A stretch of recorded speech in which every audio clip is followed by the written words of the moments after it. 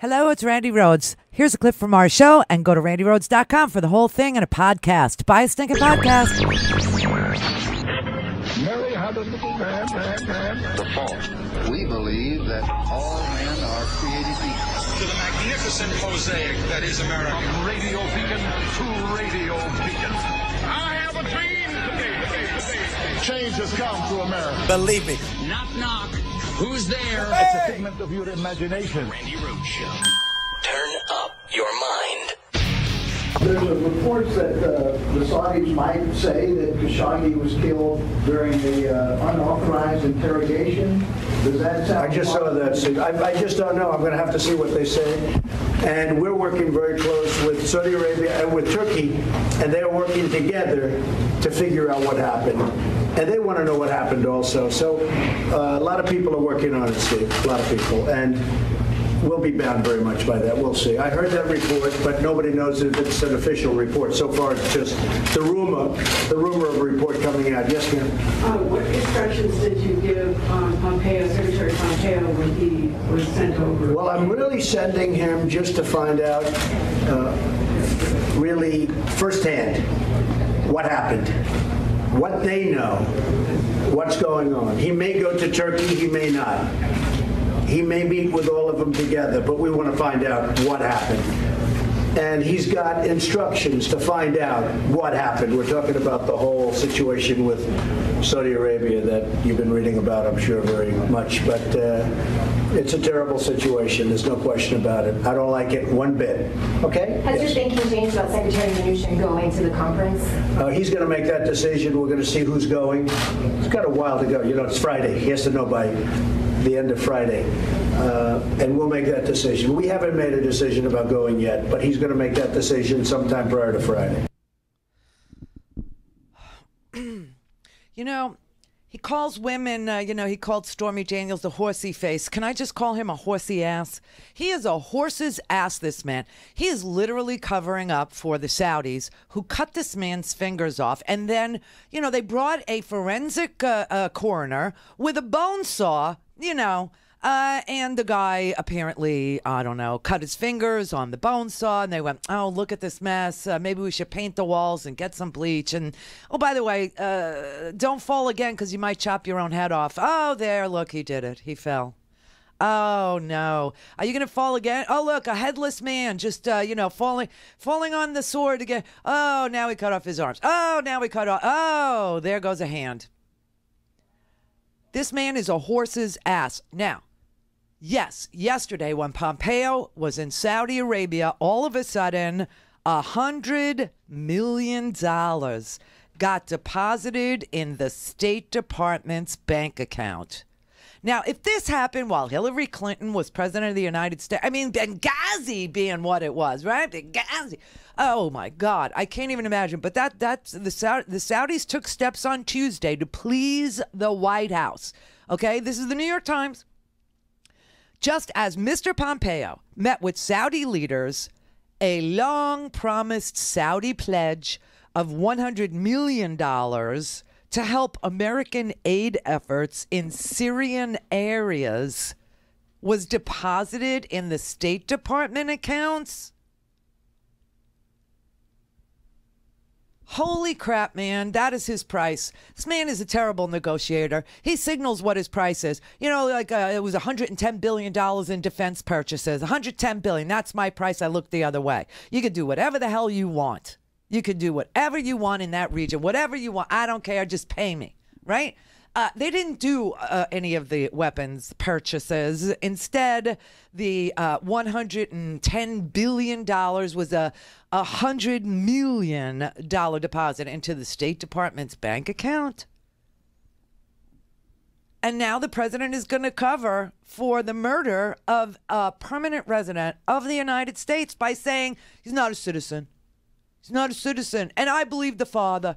The father told me he didn't do it. And, the father, why would he? and they're going to investigate themselves. This is like OJ saying, okay, OJ, we don't have to prosecute you. You know what? You said you were going to work on finding the real killer, so you go do that and report back to us. That is what having the Saudi royal family investigate the Saudi royal family is like. Oh, we'll find the killers. We'll find the killers.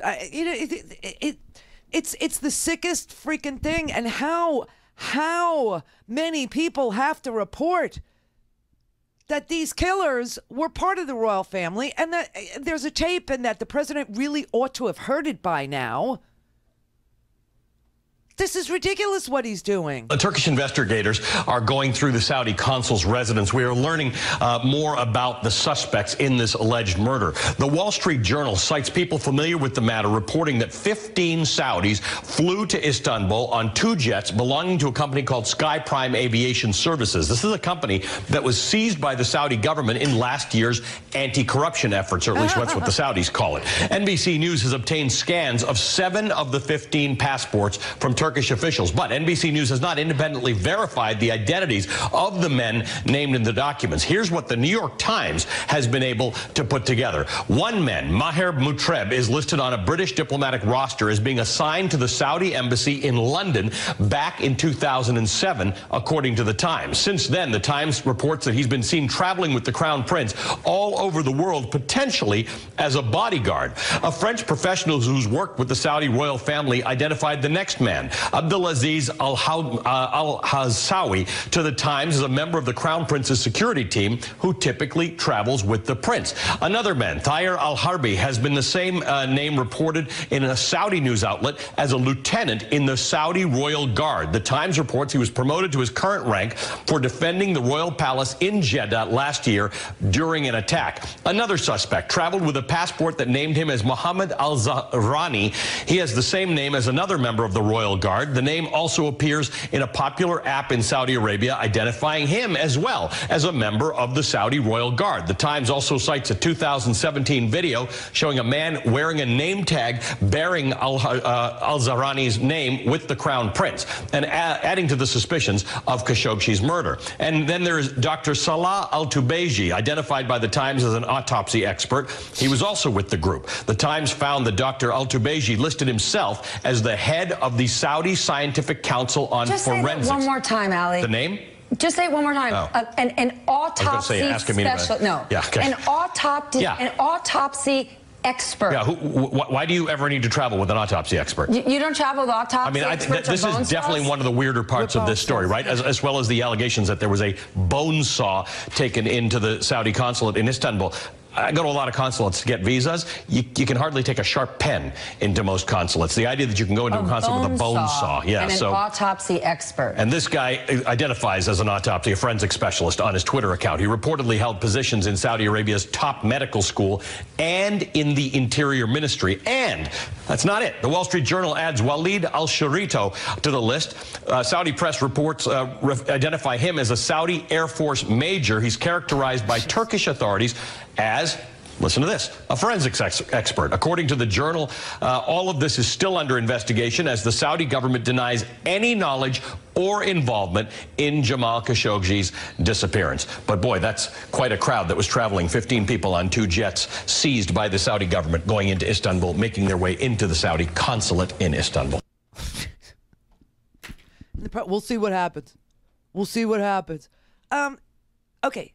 So you've got 15 Saudi agents flying into Istanbul on private chartered planes that belong to the Saudi government. Okay. You got a forensic expert who travels with a bone saw, right? And flies out the same day.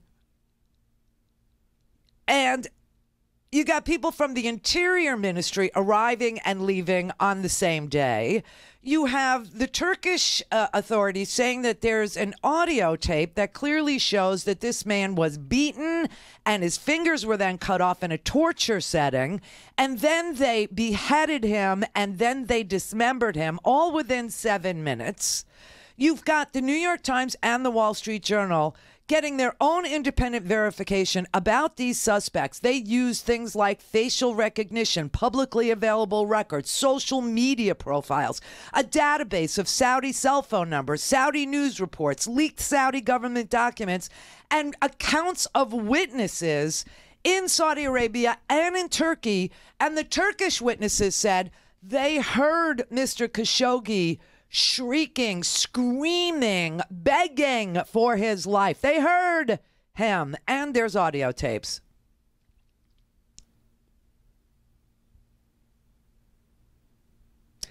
What's very interesting about this autopsy guy, Dr. Tubaiji.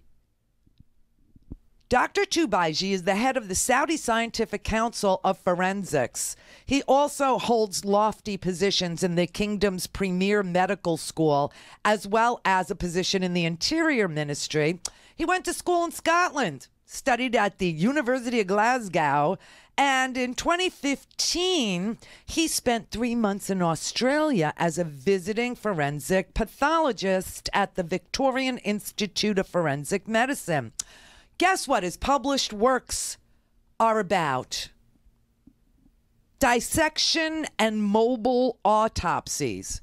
Apparently, he created a mobile autopsy vehicle that can pull up at things like any sort of organized protest in Saudi, whatever. And they can take the people and they can do 7-minute autopsies. 7-minute dismemberments. And this is what his, published papers are about. Mobile. All right, here's what the Turks are reporting in their newspaper. Now, they're not, I've been to Turkey. I've been to Istanbul, actually. And I will say it's one of the most exciting cities I've ever been in my whole life. And while you don't have to be anything, you don't have to be covered, you don't have to not be covered, you don't have to be Islamic, you don't have to be Christian, you don't have to be anything to function in Turkey, to live freely in Turkey. Their media is not free media. Their media is completely and totally government controlled, and it's only gotten worse since Erdogan has become their president. It was bad when I was there. When I was there, it was, they were in a free fall. It was their economy, because, 2008 was global. It was global destruction. It's what, our government loves to do. Steal all the money. And Turkey hadn't recovered. And the people were, kind of upset with their government, and they elected themselves a lunatic right-wing authoritarian named Erdogan. And so all the media in Turkey is government media, okay? That's just, and same thing, Saudi. Oh, forget it. Saudi, you can't even be a blogger in Saudi. You can't do anything in Saudi, okay? They got like government apps that you can use, and everyone can see what you're doing. But other than that, if there are women who are writing articles about how they really want to, drive, and this is ridiculous and all that, those women end up, somehow raped in a prison. So, these are not the freest places on earth. But if I had to pick between Saudi and Turkey, Turkey. Just saying. Anyway, they're reporting that it took 7 minutes for Jamal Khashoggi to die. A Turkish source who has listened to a full audio recording of the Saudi journalist's last moments told Middle East Eye. Now, these are government-controlled newspapers, so take it with a grain of salt. But they said Khashoggi was dragged from the consul general's office at the Saudi consulate in Istanbul and put on a table of the consul's study, put on a desk in the consul's study next door. Horrendous screams were then heard by a witness downstairs, the source said. The consul himself was taken out of the room.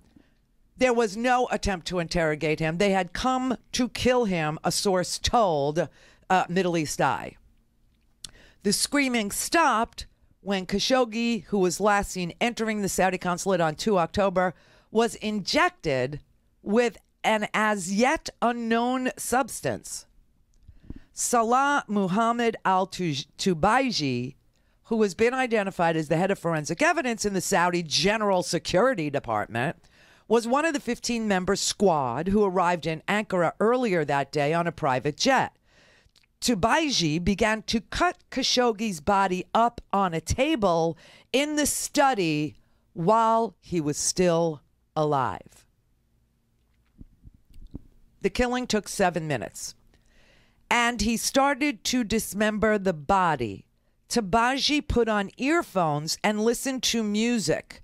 He advised other members of the squad to do the same. Quote, "When I do this job, I listen to music. You should do that too," Tebagi was recorded as saying. A 3-minute version of the audio tape has been given to Turkish newspaper Sabah, but they have yet to release it. Now, that's a government newspaper as well. A Turkish source told the New York Times that Tebagi was equipped with a bone saw. He is listed as the president of the Saudi Fellowship of Forensic Pathology and a member of the Saudi Association for Forensic Pathology. In 2014, London-based Saudi newspaper Asharak al-Wasat interviewed Tebagi about a mobile clinic that allows coroners to perform autopsies in 7 minutes to determine the cause of death of Hajj pilgrims. The newspaper reported that the mobile clinic was partly designed by Tebagi and could be used, quote, in security cases that require pathologist intervention to perform an autopsy or examine a body at the place of a crime. These are the first details to emerge of the Saudi journalist killing. Khashoggi was last seen entering the consulate in Istanbul October to retrieve paperwork. Trump tweeted that he spoke to Saudi Crown Prince Mohammed bin Salman, who, quote, totally denied any knowledge of what took place. He denied it strongly, firmly. CNN reported that Saudi Arabia was preparing to release a report that would blame Khashoggi's death on a botched interrogation. Tuesday, Washington Post publisher and CEO Fred Ryan called for a full and honest explanation of Khashoggi's disappearance. Quote, "The Saudi government can no longer remain silent, and it is essential that our own government and others push harder for the truth," Ryan said in a statement. "Until we have a full account and full accountability, it cannot be business as usual with the Saudi government." The United Nations human rights chief also called for diplomatic immunity to be lifted for officials who might be involved in Khashoggi's disappearance. Due to the seriousness of the case, the immunity generally accorded to diplomats should be waived immediately, Michelle Bachelet said at the United Nations. Maybe this is why, Nikki Haley just booked. Maybe, she wasn't willing to go down this bad road with the president, who just got $100 million deposited in the State Department's account. I don't know. I can't tell you. But that they killed this man in bits and pieces in a torture, and that the guy who went not only brought a bone saw, which evidently Khashoggi fell on and just cut himself into a million little pieces by himself. But there's audio, and the president hasn't demanded that this be forthcoming, that he hear it immediately. And he just accepted $100 million from the people who he says are completely equipped to investigate themselves. This is not America. This is an oligarch. This is some sort of an autocratic thing. This is almost a dictatorship that we got going on here. This is anti-American. Go to RandiRhodes.com for the whole thing and a podcast. Buy a stinking podcast.